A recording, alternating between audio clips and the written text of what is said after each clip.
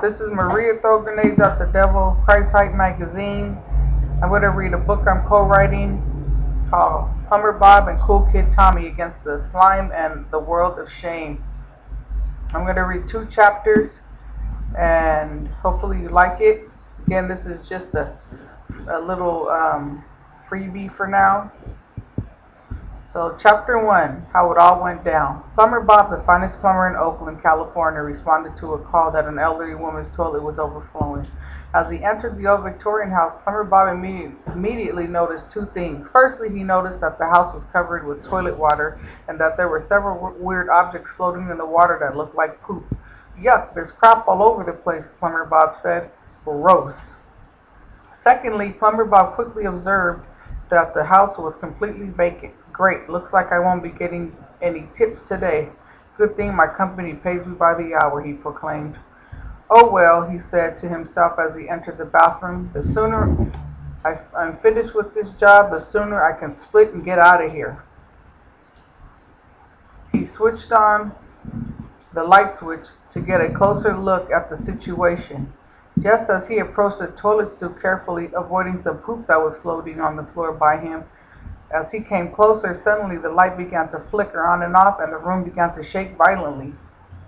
Plumber Bob initially thought an earthquake was occurring. Geez Louise, there's an earthquake, he screamed to himself. But before he could think of an appropriate response to what he thought was an earthquake, he began to feel a very powerful force tugging at his body, compelling him to move forward in the direction of the toilet bowl. What the heck? What the heck is going on here? Plumber Bob screamed out loud. The tugging force was growing stronger and stronger as his entire body was being swallowed by the giant old Victorian toilet bowl. No! No! This cannot be happening to me. Please, Lord, not me. I have a life, family, and friends who love me. Please don't let me die. Plumber Bob screamed so desperately and so loud as his huge body was being enveloped by the toilet's secret powerful force. Down and down Plumber Bob's helpless body went, deep down the sewage pipes of the old Victorian toilet bowl. Everything was happening so rapidly that the last thing Plumber Bob said to himself was, Dear Lord, please don't let me die tonight. Please have mercy on my soul. He passed out as his body continued to head down the pipes. This is what he got for responding to that elderly woman's phone call. This is what he got for being Plumber Bob, and this is how it all went down. Chapter 1, How It All Went Down. Chapter 2, Slime and the World of Shame. Slime was the master of the world of shame. Some called him Slime, some called him Master, while others referred to him as the Prince of the Air. Nonetheless, Slime was in charge and was the only ruler in the world of shame. No one dared to challenge Slime's authority, no one dared openly disagree with Slime's beliefs, and no one had ever disobeyed a command from Slime. He was loved by no one, respected by no one, but feared by all. 1/3 of all the people, and the creatures in the world of shame served in Slime's military and government cabinet. Everyone obeyed him, and everyone paid their taxes to Slime directly. Slime was the only wealthy being living in the world of shame. Everyone else barely existed. The oppression was obvious, the depression was thick, and everyone silently prayed in their hearts that someone from the world of light would come and rescue them. Everyone silently prayed that one day Slime would be utterly destroyed forever and ever, and that the people and all the creatures in the world of shame would be set free. Crime and evil made be popular in the world of shame, and everyone seemed to be doing both. Everyone except for Cool Kid Tommy and his crew. You see, Cool Kid Tommy was different from everyone else in shame.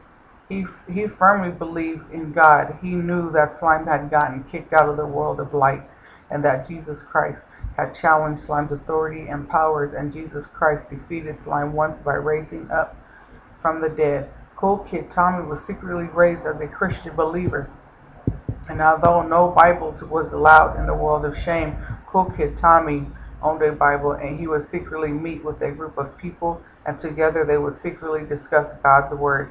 Even the creatures loved to hear the good news. But outside of Cool Kid Tommy's secret meetings, not a word of their civil disobedience was mentioned.